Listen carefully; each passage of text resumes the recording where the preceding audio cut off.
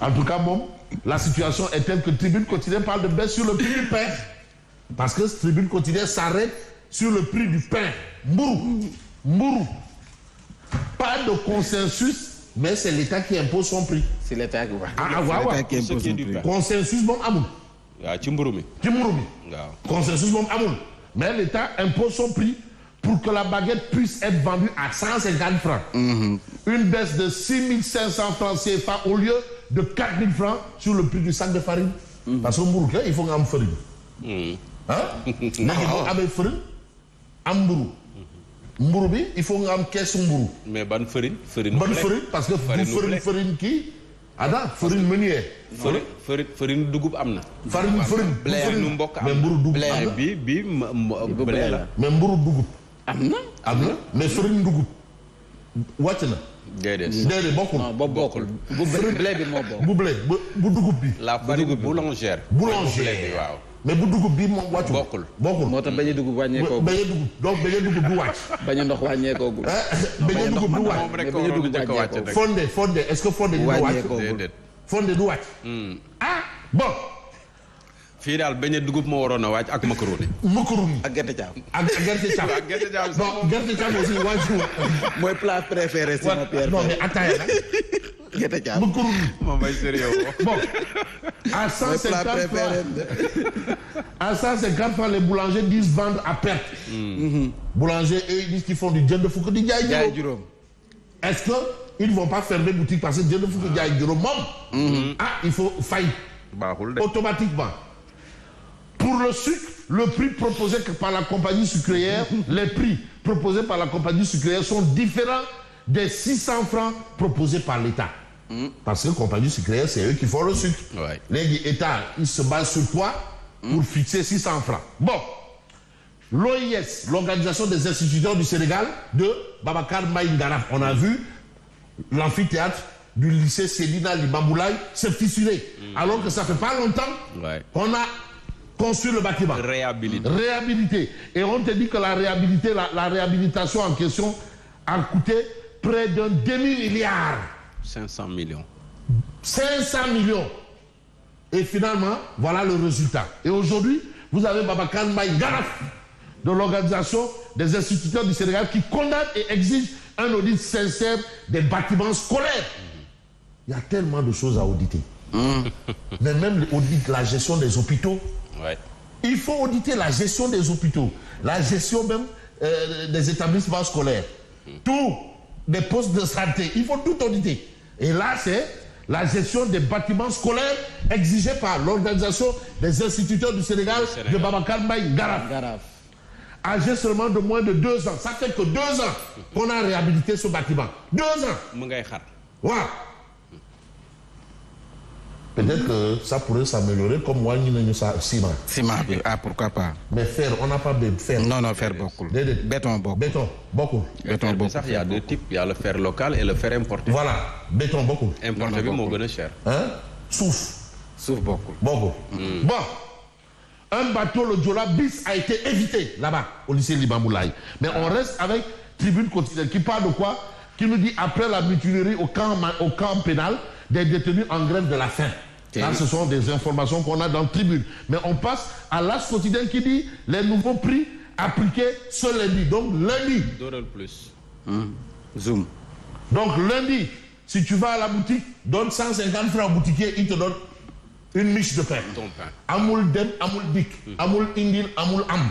Mais là également, le poids baisse. Au lieu de 200 grammes, c'est 190. 190. Quand Aïdour, là, donc, 190. Bon, bref. En tout cas, les nouveaux prix appliqués ce lundi, c'est ce que révèle l'As quotidien ce matin. Mais ce matin, vous avez le quotidien, qui également, dans cette actualité, nous dit la vérité des prix. Parce que aussi, quoi qu'il advienne, il faut la vérité des prix. La baguette de pain passe à 150 francs. Les réserves des boulangers, parce que quand même, ils ne sont pas d'accord. Eux, ils ne sont pas du tout d'accord. La mesure entre en vigueur lundi et ce sont les forces de défense et de sécurité qui vont contrôler les prix. Comme ils contrôlent déjà le monde paysan, les semences, ils contrôlent les prix, ils vont contrôler le transport. Et même l'entrée dans les stades, on va les mettre, ils vont contrôler. Dans le lambe, c'est eux qui vont contrôler.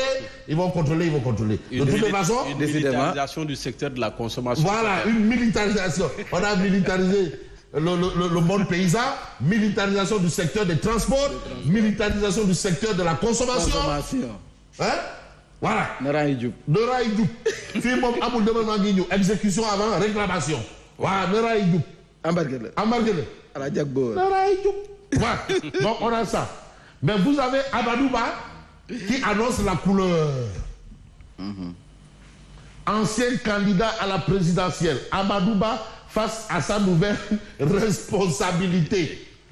Maintenant, ça va être ça number. Ah, ça peut goulmer de. Solo number. Solo number.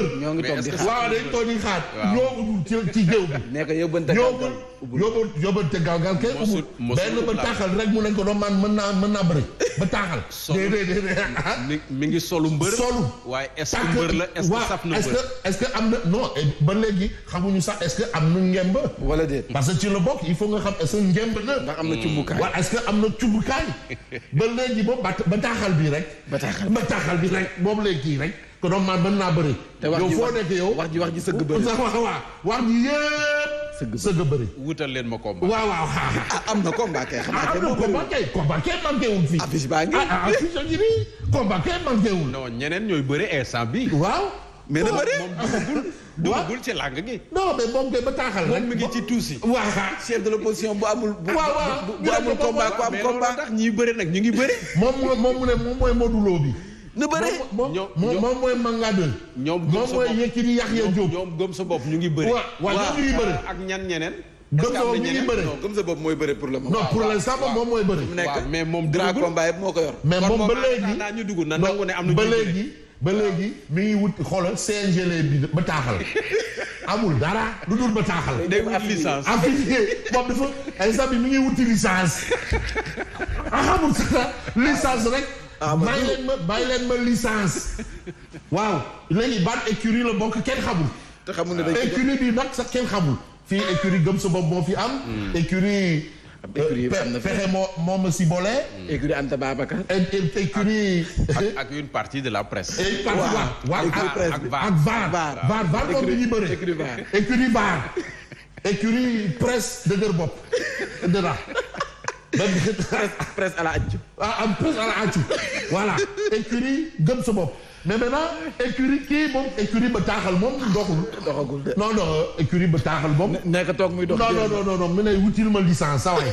alors gàddi na man maay Yékini Yaxya Diop. te doo jóg bëri. xalif général kulu mbër. man maay Manga 2 roi des arènes. man maay kii Modou Lo. bëri rek. mais non loolu moom du ci bataaxal. bëri rek loolu bu sëgg bëri rek. ne leen ko échauffement bi daa war a jeex mi ngi échauffé wu depuis loolu. daa war a jeex. waaw Ipongaar nee na yàgg na. xamuñu sax ngemb bi ngembu Lagos la. nu mu mel. xamuñu mu ne ko doon mën naa bëri. wuti leen ma licence. déedéet. alors de toutes les façons incarner une opposition démocratique et républicaine loolu moo fi am ni. opposition kay elle est démocratique et républicaine. amul dafa am leneen beneen opposition. amul leneen man xaw ma ñaari opposition kay démocratique et républicaine. opposition mbiru démocratie ak république rek lañ koy ji.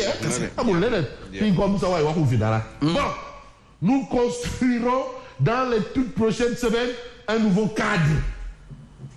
en tout cas daal est-ce que ce sera une écurie ñeexu ñebe wala écurie ndambe ou écurie lan yàlla rek xam. mais en tout cas Amadou Ba face à sa nouvelle responsabilité et c'est probablement en toute responsabilité qu'on a le Soleil quotidien kii moom saf na mbër waaw wane na ko sax Bassirou Diomaye Diakhar Faye waaw moom naa saf na mbër am na ndemb am na ginnaaw am na ndam waaw te moom moo prouvé que yóbbante galgal mën na ubbul làmb mais yóbbante gagal ubbi na làmb. L'exception qui confirme la règle. Voilà. Retrouvailles présidentielles à Paris. Kii moom en bëre démb. C'était une très belle image. C'est une très belle image d'ailleurs. Non, association bëre démb. Et une belle démarche de la part du président de la République. Mais kii mooy association bëre démb. bëre démb. Voilà ñoom seen association Mbapat na. dem de kii arène bi. bëre démb ñoom Manga de voilà. Abdou Diouf. bëre bu am classe. voilà bu am classe nag bu am élégance bu nice. bu am technique. ah. dégg nga baam. dégg nga baam. c'est dëgg-dëgg. c'est dëgg-dëgg voilà ak Diomaye c'est ça la République. mbëru démb ak mbëru tey. ak mbëru tey. kii Manga de ngi ni Modou Lo ngi ni. conflit de génération. voilà. Et je ne parlerai pas de conflit mais d'alternance générationnelle. alternance pourquoi pas. Oui. Mais un père et son fils. Oui. Alternance Mais générationnelle. xoolal non c'est que Abdou Diouf xoolal mais non les sourires. Et les regards. Sourire complice. Complice. À la limite. Monsieur le président, oui, monsieur le président. Monsieur le gardien de la Constitution, oui, monsieur le gardien de la Constitution. Monsieur le chef suprême des armées, oui, monsieur. Oui. C'est ça. Et tu vois la différence, il y a eu deux présidents en waaw mais lii. deux régimes qui se lii sont moom succédés. lii la. lii mooy lii. L'histoire retiendra. Voilà. du ay affaire man maay woy lii la ngi di bii la ngi di. jàmm rek. du ay affaire grand théâtre xaw ma lan kenn xamul. lii la. du ay affaire presse bi nangam sangam. bii yéegi bii. ay magistrats yi yoo. ay bindaatal xam. Non, mais le président Diomaye, mais il est d'une maturité mais exceptionnelle. Vraiment. Qui c'est un enfant africain de souche. De femme yàlla. bien éduqué. De femme yàlla. macha allah. Macha allah. Car. macha allah. Car. te xam naa lu tax ma wax car. Bon.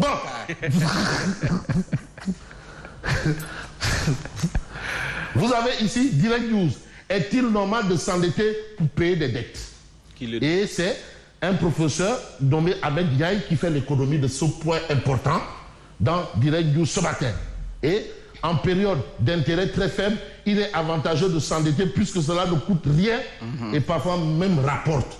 Donc ça, ce sont des choses qu'on peut peut-être retenir. Mais qu'est-ce qu'on peut retenir quand on voit par exemple un autre journal comme Source A? Bon, d'accord. Alors, vous avez ça. Source A. Déedéet. Waaw yow. Voilà. Alors, polémique autour de la nomination du professeur Meïssa Diakhaté comme directeur de cabinet du ministre du Pétrole.